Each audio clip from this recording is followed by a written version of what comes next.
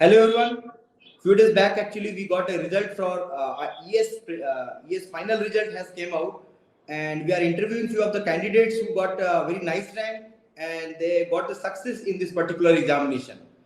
तो ये एग्जाम वैसे तो अपने आप में एक बहुत बड़ा मायने प्ले करता है क्योंकि सिविल इंजीनियरिंग के लिए this is one of the best exam and best position to grab.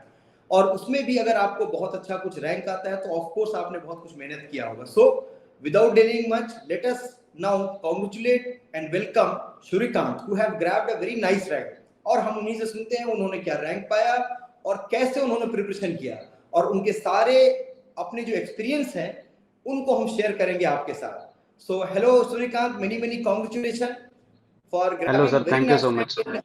या for grabbing very nice rank in ESE. तो आप बताओ कि रैंक कितना आया है आपको और आपको रैंक जब पता चला तो आपका क्या रिएक्शन था?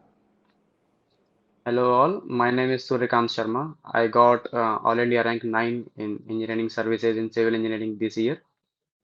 सबसे पहला रिएक्शन कि मैंने नहीं सोचा था कि इतनी अच्छी रैंक मतलब सिंगल डिजिट रैंक आ जाएगी. So it was a very nice experience, although a bit of kind of shock for me, uh, in a happy way, of course, but it was a very nice thing to hear by actually एक junior ने मेरे को ऐसा message करके बताया था कि sir आपकी 9th रैंक आई है, तो I was very happy about it. तो हर कोई मतलब एक्चुअली यू आर हैप्पी और मे बी जब जूनियर ने बताया होगा पहले भरोसा नहीं होगा कि यार उसने सही से देखा है कि नहीं देखा है।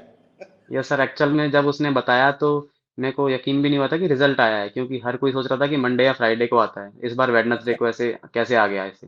यस। तो और रिजल्ट की पीडीएफ कहीं आई नहीं थी, तो सिर्फ उसने मेरे को बताया था। पर फिर भी बहुत इतना 9 रैंक लेके आना इज अ वेरी आपने सोचा तो नहीं होगा। अच्छा, आपको कब ऐसा लगने लगा था कि एग्जाम के बाद कि मैं क्वालिफाई कर जाऊंगा या फिर आपको ऐसा लगने लगा था कि मेरे कुछ अच्छे रैंक आएंगे? सर, प्री में थोड़ा सा अच्छा होने के बाद मैं मेंस के लिए स्टार्ट कर दिया था प्रिपरेशन। उस टाइम पे मैं वर्किंग था एमईएस में। अच्छा। तो एमईएस से फिर मैंने लीव विदाउट पे लिया था ओके। और मैं दिल्ली आ गया था प्रिपरेशन करने के लिए। तो मैंने मतलब ऐसे टेस्ट सीरीज वगैरह ऐसे यहाँ पे लगाया दिल्ली में खुद से ऐसे घर पे। तो उसके बाद मेंस थोड़ा अच्छा चला गया, तो मेरे को लगा कि हाँ नहीं, सिलेक्शन तो हो जाएगा, पर फिर भी रैंक सर कोई नहीं सोचता है कि इतनी अच्छी रैंक, सिंगल डिजिट रैंक कोई ऐसे पा जाएगा। तो तो सर दिल्ली तो मेंस के वैसे बाद भी थोड़ा सा ईएस प्रिपरेशन के लिए दिल्ली वैसे भी kind of pilgrimage isn't it? Yes sir, obviously sir. Delhi का एक टच हमेशा रहता है कि जो दिल्ली से आके प्रिपरेशन करता है ईएस वगैरह का, उसके अलग ही स्वैग होते हैं। सर जैसा कि बोलते हैं कि माहौल वाली बात, वो तो सर एक दिल्ली एक माहौल दे देता है सर। बिल्कुल बिल्कुल। अच्छा, ये बताओ कि ये तो जर्नी छोटी सी नहीं रही होगी कि भाई एक महीना साल भर तैयारी किया और एक साल में एक बार निकाल लिया। तो थोड़ा सा हमें अपनी जर्नी भी शेयर करो कि ये प्रिपरेशन की जर्नी कैसी रही? हाँ सर, सबसे पहले तो मैं 17 का पास आउट हूँ, 2017। एक ओके। कॉलेज है गवर्नमेंट इंजीनियरिंग कॉलेज झालावाड़ इन राजस्थान। तो वहाँ से मैं पास आउट हूँ। सर वहाँ पे कोई भी इंजीनियरिंग सर्विसेज का ऐसे कुछ नहीं ज़्यादा सोचता। हर कोई एसएससी, मैक्सिमम एक एसएससी का लेवल है कि हाँ इतना कर सकते हैं, तो उसी के लिए प्रिपेयर भी करते हैं। मैंने सर हमारे कॉलेज में गेट का सुना था, तो मैं गेट का प्रिपेयर करने दिल्ली आया था। और दिल्ली ओके। में हर कोई इंजीनियरिंग सर्विसेज के ऐसे ऐसे बात करता था, तो इंजीनियरिंग सर्विसेज के बारे में तो सर वहाँ से ओके। थोड़ा सा ऐसे इंक्लाइंड हुआ इंजीनियरिंग सर्विसेज के टुवर्ड्स। 19 वाले बैच में सर मैंने कोचिंग की। उसके ओके। बाद प्री दिया तो नहीं हुआ सर। एक्चुअल में 4-5 साल की जर्नी है, हर स्टेप पे मैं फेल हुआ हूँ। पहले प्री भी नहीं निकला ये फिर सुनते प्री रहना ध्यान प्री से, इसकी बातों में बहुत कुछ है। पहला बात मैं अभी कोट करके बता दे रहा हूं कि he has not completed from some IITs, right? A normal government college से इसने अपना डिग्री कंप्लीट किया जहां ईएस के लिए इसको बताने वाला या प्रेरित करने वाला कहा जाए तो कोई नहीं था। वहां से यस इसने सर। जर्नी स्टार्ट की है and now he has grabbed a single digit rank. अच्छा, दूसरा फिर एक बात ये अभी बताएंगे, सुनेंगे भी कि 4 बार का फेलियर इनके पास मौजूद है। सो सूर्यकांत प्लीज। यस सर, तो सर 20 में मेरा प्री नहीं हुआ था। ओके। उस टाइम पे मैंने एमटेक ज्वाइन कर ली थी गेट स्कोर से। गेट स्कोर ठीक ओके। था मेरा, तो मैंने एमटेक ज्वाइन कर ली। फिर 21 में सर फर्स्ट टाइम मेरा प्री निकला, तो उस टाइम पे फिर मेंस नहीं हुआ। हाँ, फिर देन सर 22 में प्री हुआ, मेंस हुआ, पर फिर इंटरव्यू में फाइनली ईडब्ल्यूएस के सर्टिफिकेट की वजह से ऐसे उन्होंने मेरे को जनरल में कम्युनिटी में चेंज कर दिया, तो फिर वहां से मेरी कट ऑफ क्लियर नहीं हुई थी, तो मेरा सिलेक्शन नहीं हुआ फिर से। तो अच्छा। सर 23 में फाइनली फिर मेरे को ऐसे अच्छी रैंक सर मिल गई है, बाय गॉड्स तो ग्रेस। नहीं, ये तो तुम्हारा क्या बोलते हैं इसको, कंसिस्टेंट अपना जो गोल देखता रहता है ना उसको मिल जाता है। ये तो शाहरुख खान की फिल्म का डायलॉग हो जाता है कि जो तुम पाने की चाहत करते हो फिर उसके बाद समझ रहे हो ना आगे की कहानी। तो जी बेसिकली बिल्कुल क्या है, बिल्कुल सर। चाहत थी तुम्हारी, बट मुझे सबसे अच्छा पता क्या लगा कि एक ऐसे कॉलेज से आए जहाँ के ऐसा कुछ माहौल नहीं था ईएस की प्रिपरेशन करने का। और ईएस का यस सर। प्रिपरेशन कोई एक मैंने छोटा मोटा प्रिपरेशन नहीं है, बड़ा वॉल्यूम जी ऑफ बिल्कुल सब्जेक्ट सर। बहुत ज्यादा है। तो कई जी बार तो बिल्कुल। लोग अगर कोई नॉर्मल कॉलेजेस से होते हैं तो देख के पीछे भी हट जाते हैं कि यार इतना सारा सिलेबस का कवरेज करना क्या हमसे होगा, इजंट इट? जी तो बिल्कुल सर। पहली बार जब यस सर। तुमने सोचा होगा कि चलो ईएस का करते हैं, तो ऐसा क्या मोटिवेशन था ईएस का प्रिपरेशन करने के पीछे? सर सबसे पहले तो ये सर मोटिवेशन आया था, मैंने सर 12th के बाद कोचिंग नहीं की थी, और हर कोई बोलता ओके। था कि एक साल आईआईटी के लिए कोचिंग करनी चाहिए थी, करनी चाहिए थी, तो शायद अच्छा। आईआईटी मिल जाता। तो सर उसके बाद फिर एक मोटिवेशन था कि चलो बीटेक में आईआईटी नहीं मिला, गेट देंगे, एमटेक में आईआईटी ले लेंगे। अच्छा। उस टाइम तक सर इंजीनियरिंग सर्विसेज ऐसा पता नहीं था। फिर जब गेट दिया तो आईआईटी मिल भी गया था, पर फिर लगा कि नहीं नहीं, अब तो इंजीनियरिंग सर्विसेज के लिए करना है, तो अगर आईआईटी ले लिया तो इतना मैं ऐसे मतलब क्या बोलते हैं अपना टाइम डिवोट नहीं कर पाऊंगा इंजीनियरिंग सर्विसेज के लिए। बिल्कुल। तो फिर सर मैंने एमएनआईटी जयपुर चूज़ किया over IIT to pursue my MTech. तो फिर मैंने ओके। सर उसी को ध्यान में रखते हुए एमटेक करी। पर फिर सर फिर भी मैं ऐसे एमटेक की तरफ ज़्यादा इंक्लाइन हो गया और इंजीनियरिंग सर्विसेज टू का back seat. But okay. After that फिर मतलब 20 में फिर मैंने सोचा कि इंजीनियरिंग सर्विस पे फिर से फोकस किया जाए। तो सर तब तक एक्चुअल में एक फ्रेंड का सिलेक्शन ऐसे हो गया था ओके। मेरी कोचिंग के साथ में। तो ओके। फिर मेरे को ऐसा लगा कि अपने आसपास से ही पहले लगता था कि टॉपर्स कोई होते होंगे, पर जब उसका सिलेक्शन हुआ तो लगता है कि नहीं, अपने आसपास में बीच में बैठे हुए होते हैं। तो बिल्कुल फिर लगा बिल्कुल। कि नहीं, अब इसमें लगना चाहिए। तो सर बिल्कुल मैं फिर पूरा ऐसे इंजीनियरिंग सर्विसेज की प्रिपरेशन में लग गया सर। बिल्कुल नहीं ऐसा हमने बहुत बार देखा है। ये सभी बच्चों को समझना चाहिए कि देखो जो तुम्हारा चाहत है ना वो जरूर पूरा करो, क्योंकि ये हमारा तो बहुत एक्सपीरियंस रहा है इसमें पूरे कि कोई भी ऐसा स्टूडेंट हो चाहे वो किसी भी कॉलेज से हो, एक बार निकलने के बाद they have to fight for the single platform, right? सबको सेम जगह पे फाइट करना है। ये अपना अपना चॉइस है, अपनी अपनी मेहनत है और कुछ नहीं है। इनफैक्ट मैं एक बात बोलता हूँ, हो सकता है कुछ लोग उससे ऑफेंड भी हो जाए, मैं भी उसमें आता हूँ, मैं भी ऑफेंड हो सकता हूँ उससे कि एक बहुत ज्यादा जो हमेशा सक्सेस पाने वाला कैंडिडेट है, बहुत तेज है, उसके साथ क्या होता है कि जब प्रिपरेशन की जर्नी में आता है तो कई बार हमने ऑब्जर्व किया कि अगर टेस्ट सीरीज में नंबर कमाने लग जाए या कहीं थोड़ा फेलियर हो जाए तो वो दोबारा कूप अप करना उसके लिए बड़ा मुश्किल होता है। क्यों? उसने कभी यस फेलियर सर। नहीं देखा होता है, कभी उसने एक्स्ट्रा एफर्ट क्या होता है वो उसको पता नहीं होता है, दे एक्चुअली डोंट नो। पर जो नॉर्मल कॉलेजेस से आते हैं, जो एक छोट माने जो जिन्होंने बहुत ज्यादा उनका वाइड व्यू नहीं रहा हो, उनके साथ क्या है, उनका एक लाइफ ऐसे चलता रहता है कि मेरे को तो मेहनत करना है तभी मुझे मिलेगा। क्यों? जी बिल्कुल। ये जानते हैं वो अंदर सबकॉन्शियस माइंड में। तो उनके साथ पता है क्या है, कितना अगर उन्होंने एक बार डिसाइड कर लिया ना मुझे ये करना है, तो उनको समझ में नहीं आता सामने वाला चीज टफ है या आसान है, they just do it, try to do it कि भाई मेरे को करते जाना है, करते जाना है, और बेसिकली वो तोड़ देते हैं उस दीवार को। तो जी वैसे बिल्कुल स्टूडेंट सर। हमने बहुत देखे हैं, ऐसा नहीं है, और बहुत ज्यादा इसमें सक्सेस मिलता है। सो सूर्यकांत, एक और बात पूछनी थी कि अभी लास्ट टाइम का जो प्रिपरेशन का टाइम मैनेजमेंट था, जब अभी तो जी आप बिल्कुल। जैसे प्रीलिम्स दिए, प्रीलिम्स के बाद मेंस दिया, तो अब ये जो लास्ट स्टेज में अभी जो टाइम मैनेजमेंट था पढ़ाई लिखाई का, कि कितने देर पढ़ाई करते थे, कितना रिवीजन करते थे, और कितनी बार टेस्ट सीरीज दिया, ये सब कुछ बताएं हमें। Yes sir. तो सर मैं सबसे पहले ऐसे स्टार्ट करता हूँ, जैसे कि एग्ज़ाम होता है, सबसे पहले प्रीलिम्स की बात करते हैं। तो सर मैंने इस बार एक चीज़ की थी कि प्रीलिम्स से पहले ही, प्रीलिम्स की प्रिपरेशन स्टार्ट करने से पहले ही मैंने मेंस के जो सारे पीवाईक्यूज़ थे वो लगा लिए थे, ईएस की बिल्कुल। मेंस के पीवाईक्यूज़। तो जिससे बिल्कुल। सर एक्चुअल में लोगों को नहीं पता है, पर प्रीलिम्स में भी बहुत हेल्प मिलती है। और ये सर एक प्रीलिम्स के लिए अलग स्ट्रैटेजी फॉलो की थी कि इस मैं हर बार जीएस को इग्नोर करता था, पर सर इस बार मैंने जीएस को प्रॉपर टाइम डिवोट किया। उसमें ऐसे बाइफरकेशन किया कि स्टैटिक पोर्शन कौन सा है, डायनेमिक पोर्शन कौन सा है, मैथ एप्टी को अलग से रखा। फिर सर बिल्कुल। स्टैटिक पोर्शंस को अच्छे से पढ़ा। कुछ ऐसे बुक्स थी, कंपाइल्ड बुक्स थी सर। एक आईएएस मास्टर की बुक आती है सर, सिंगल ऐसे, उसमें जीएस के बिल्कुल। शॉर्ट नोट्स होते हैं। तो बिल्कुल। वो मैंने सर क्या बोलते हैं थोड़ा सा फॉलो किया उसको सर, क्योंकि वो ऐसे मैनेज करना इजी हो जाता है वहाँ से। तो स्टैटिक पोर्शन सर मैंने ऐसे कवर किया, तो उसको मैं बार बार रिवाइज करता था। डायनेमिक पोर्शन पे मैंने ज़्यादा ध्यान दिया नहीं, हम्म। क्योंकि मेरे को पता है कि सर यूपीएससी बहुत ऐसे ट्रिकी गेम्स खेलता है। तो बिल्कुल। जो अपनी कोर स्ट्रेंथ अपन बना सकते हैं, तो मैंने स्टैटिक पोर्शन को अपना कोर स्ट्रेंथ बनाया। बाकी मैथ एप्टी पे फोकस रखा। और सर अच्छा, मैं एक एक बात काटता हूँ, we will continue on this one. मैं इसमें ऐड करना चाहता हूँ, मैं बताना चाहता हूँ एक्चुअली क्या है, ये वाला पार्ट ना, जितने भी मैं just we need to I know communicate with the people who are going to watch our video.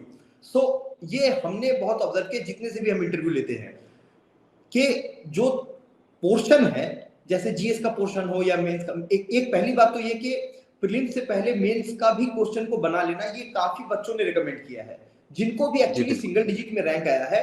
They all use to suggest के अगर वक्त है तो शुरुआत के टाइम पीरियड में आप मेंस की भी क्वेश्चन बना लें। इनफैक्ट जब प्रीलिम्स का एग्जाम नजदीक आ रहा हो, आखिरी के 2 महीने बचे हों या 1.5 महीने बचे हों, वैसे कंडीशन में आप फिर प्रीलिम्स पर फोकस करें, पहली बात। बिल्कुल सर। दूसरी बात, हाँ, और ये मुझे आपसे भी सुनने को मिल रहा है। दूसरी बात जो हमने ऑब्जर्व किया कि जो जीएस है, जनरल स्टडीज है, ये मैं बच्चों, हमेशा जब बच्चे पूछते हैं तो मैं बोलता हूं जो भी चीज मुश्किल लगे, जो भी सब्जेक्ट, जीएस ही नहीं, पर यहां अभी एग्जांपल जीएस को ले रहे हैं, उसको बाइफर्केशन करना स्टार्ट कीजिए, सेग्रीगेट करना स्टार्ट कीजिए कि भाई उसमें क्या क्या पोर्शन है। फिर वो पोर्शन को सेग्रीगेट करने के बाद then it will be easy for you to plan for that. और ये आपने बहुत भी बढ़िया काम किया था। राइट, जी यू बिल्कुल। Can continue now. हाँ सर, तो जैसे कि सर मैंने बताया कि जीएस में इंजीनियरिंग ड्राइंग थोड़ा मेरे को मुश्किल लगता था। जो भी सब्जेक्ट किसी को भी जो भी मुश्किल लगे, तो उसको सर मैं टेस्ट सीरीज से कवर करता था। कि जो ओके। मतलब क्योंकि टेस्ट सीरीज जो भी ऐसा होता है वो डायरेक्ट क्वेश्चंस जो बन सकते हैं उस सब्जेक्ट से वो बना देती है। बिल्कुल। तो पिछले 2-3 साल की जो भी टेस्ट सीरीज कोचिंग्स लेती हैं वो सब रहती है, मैं वो सारा करके गया था। जो सब्जेक्ट्स मेरे को हार्ड लगते थे, जो चीज़ मेरे को ईजी लगती थी, वो मैं खुद से पढ़ के उनको रिवाइज करता रहता था। तो ओके। सर टेस्ट सीरीज इसमें बहुत एक मेजर रोल प्ले करती है कि आपकी जो वीकनेसेस होती हैं, उसका सॉफ्ट मटेरियल वो आपको निकाल के दे देती है, ताकि आप उस पे एटलीस्ट काम कर सकें। बिल्कुल। तो सर प्रीलिम्स की टेस्ट सीरीज मैंने बहुत ऐसे रिलीजियस, सर टेस्ट सीरीज कोई सी भी हो, प्रीलिम्स की मेंस की, वो बहुत रिलीजियसली देनी होती है। सर प्रीलिम्स होने के बाद, प्रीलिम्स में sir I am getting score around 310 this year. 310 was actually good score, isn't it? Yes sir, yes sir. This year, So, sir, GS portion was tricky a bit okay. compared to last year. Yes, Yes, yes. sir. तो So, sir this strategy helped me a lot. तो hmm. मतलब I scored 102 to 104 around this year in GS portion. अच्छा, Sir, after interview, that, interview कितनी बार दिया है तुमने? Sir 2 बार, एक last year दो एक दिस ईयर। बार। एक जी पर्सनली सर। एक बात बताओ, इंटरव्यू का एक्सपीरियंस भी शेयर कर दो अलग से। सर इंटरव्यू के लिए लास्ट ईयर तो मेरे को समझ में नहीं आया था कि क्या प्रिपेयर करना है, क्योंकि अपने पास एक्चुअली मेंस और प्री के लिए एक प्रॉपर मटेरियल होता है कि हाँ ये क्वेश्चंस हैं, इस तरह के आए हैं, इस तरह के सॉल्व करने हैं। पर interview sir person to person ऐसे डिफर करता है। किसी की क्या प्रोफाइल है, किसी की क्या प्रोफाइल है, उसमें बहुत अफेक्ट होता है इंटरव्यू। तो सर जब हम ट्रांसक्रिप्ट्स पढ़ते थे पहले की, तो उससे बहुत ऐसा डर सा बैठ जाता है मन में कि ये भी नहीं आता, ये भी नहीं आता, इससे ये क्या पूछ लिया। तो सर मैंने लास्ट ईयर वो गलती कर दी थी। और दिस ईयर मैंने फिर सोचा कि ट्रांसक्रिप्ट पे इतना ध्यान नहीं देता हूँ। तो सर लास्ट ईयर स्टार्ट हुआ था मेरी हॉबी से रिलेटेड, एक टेक्निकल क्वेश्चन हमने पूछा था। अच्छा। तो वो सर ऐसा मतलब क्या बोलते हैं, एकदम डायरेक्ट स्ट्रेट फॉरवर्ड क्वेश्चंस पूछते हैं, वो ज़्यादा ऐसा ओके। वो नहीं करते, पर एक्चुअली बहुत कॉर्डियल एनवायरनमेंट होता है। अगर आपको नहीं आता है, तो वो आपको गाइड करते करते आंसर की तरफ ले जाते हैं। जैसे कि लास्ट ईयर उन्होंने मेरे से एक क्वेश्चन पूछा था कि एब्सोल्यूट प्रेशर जीरो कहाँ होता है। ओके। तो मैं सर थोड़ा सा कंफ्यूज था। तो वो बोले क्या सोच रहे हो, तो मैं कुछ लिखने वाला था, इससे पहले उन्होंने बोल दिया कि absolute is equal to atmospheric plus gauge, ऐसा लिख रहे हो। तो मैंने कहा कि यस सर। बोला इससे काम नहीं बनेगा, तुम सोच के देखो। तो फिर मैं सर सोच रहा था, तो वो गाइड करते करते करते करते फिर उन्होंने बोला कि स्ट्रेटोस्फेयर के टॉप पे जहाँ पे खत्म हो जाएगा वहां पे एब्सोल्यूट प्रेशर जीरो होगा। तो सर वो ऐसे थोड़ा सा गाइड करते रहते हैं, थोड़ा सा बताते रहते हैं। उनको सिर्फ एक अप्रोच जाननी होती है कि वो किस तरह से ऐसे तुम किसी क्वेश्चन को अप्रोच कर रहे हो। तो सर इंटरव्यू थोड़ा सा काफ़ी अच्छा कॉर्डियल इन्वायरमेंट होता है।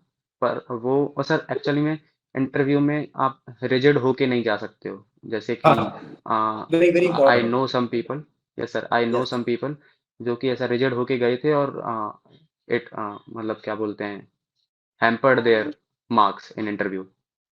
यस, तो सर इनफैक्ट मैं दो तीन बातें तो मैं भी इसमें ऐड करना चाहूंगा कि इंटरव्यू के पहले बहुत सारे बच्चों को जब हम गाइड करते हैं या इंटरव्यू के लिए कोई भी गाइडेंस मिलता है, हम मॉक टेस्ट भी ऑर्गेनाइज जब करते हैं, तो सबसे पहला हमारा क्राइटेरिया होता है you have to be true. आपको पहला बात तो यस अपने सर, लिए यस सर, सच बोलना होगा।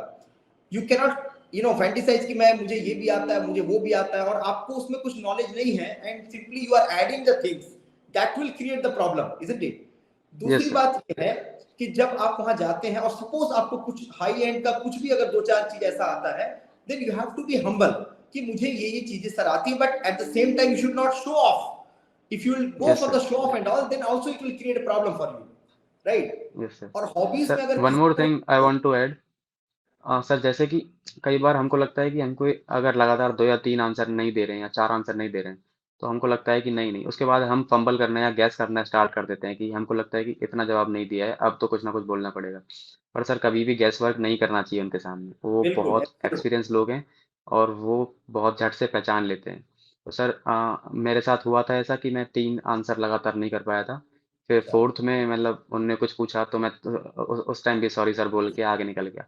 तो सर वो चीज़ एक्चुअल में हैम्पर नहीं करती है। हैम्पर करेगी तो ये कि आप गैस करने लग रहे हो, वो भी बिना उनको ऐसा होगा, उनको आपको दिस लगा कि आ, जी हम इज उनको फ्रॉम ऐसा वो बना सकते सूर्यकांत हैं पर। हु गॉट 9th रैंक, क्योंकि मैं बोलूंगा तो तुम लोग नहीं सुनते हो, सुन लो कि भाई अगर नहीं आता है लगातार चार question, he said sorry, right, but still he was having hope and he got this rank. So you should, जितने लोग प्रिपरेशन कर रहे हो जो इंटरव्यू के लिए जाते हैं, उनको बहुत अच्छा मैसेज है कि अगर आपको नहीं आता, you don't try to guess it, it is better you just skip it, isn't it? Yes yes sir. Shrikant. अच्छा, एक तो और सर बात थ्री के बताओ, बाद जी जी। या एक प्रिपरेशन में तुमने बहुत सारे अप्स एंड डाउन्स भी देखे होंगे ना, तो I just wanted to know about the downfall, not the ups.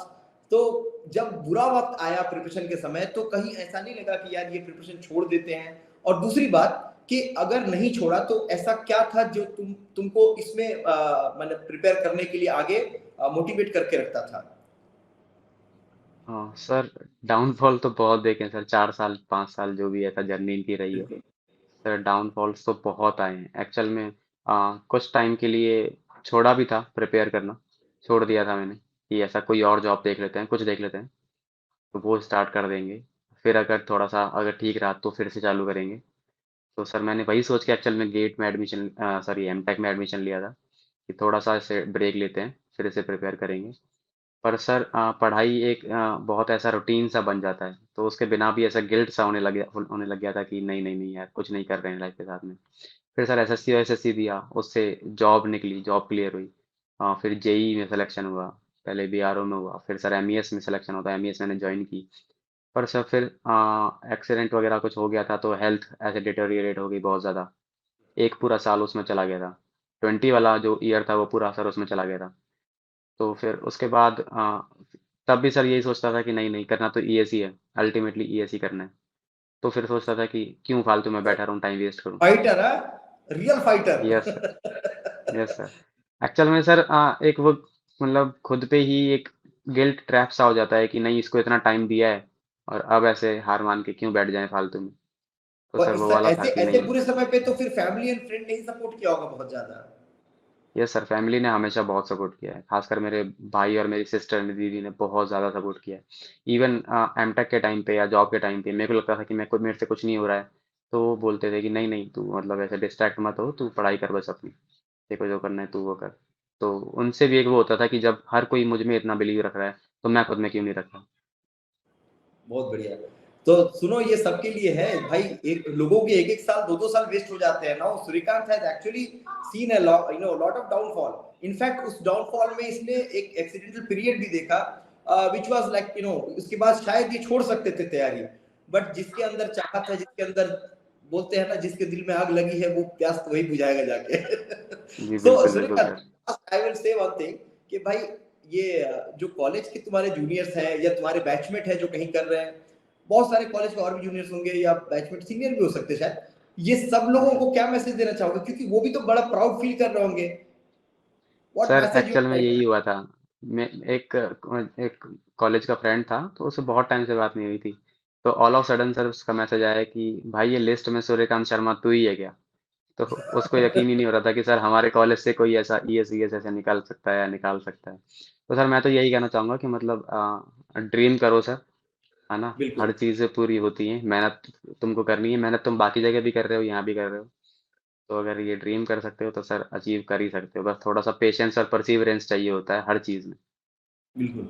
So here Suryakant is giving a very nice message to everyone कि अगर सोचोगे नहीं, सपने नहीं देखोगे तो पूरा कैसे करोगे। लेकिन सपने पूरा करने बिल्कुल के लिए बिल्कुल। दो बातें बहुत जरूरी है। एक, मेहनत करना राइट डायरेक्शन में, और पेशेंस रखना। Then only you will be able to achieve the goal, is it? Yes sir, बिल्कुल सर। सर एक गाइडेंस की भी बहुत ज़रूरत होती है। तो बिल्कुल मैं तो ये बोलूँगा कि स्टार्टिंग में नहीं मिले इनिशियली, पर धीरे-धीरे अगर उस तरफ काम करने लग जाते हैं तो गाइडेंस करने के लिए भी बहुत सारे लोग ऐसे बैठे बिल्कुल, होते हैं। obviously. No, तो once you have yes decided that I have to go in some particular path, you will get the path, isn't it? Not today, maybe, but tomorrow. So no worry, don't worry. Yes sir, बिल्कुल। Very nice talking to you, Surya. So, बहुत अच्छा लगा बात करके, क्योंकि बहुत सारे आपके जीवन में बहुत सारे उतार चढ़ाव भी थे। At the same time, patience देख के भी बहुत अच्छा लगा। So, very thank nice you so talking much sir. to you, and we hope and we wish for your good career. हम सब पूरे thank you IAS so much master sir. Team की तरफ से बहुत ढेर सारी आगे के लिए शुभकामनाएं। And thank you, Shrikant. बहुत-बहुत धन्यवाद sir. Thank you so much sir. Okay. It was nice talking to you too sir.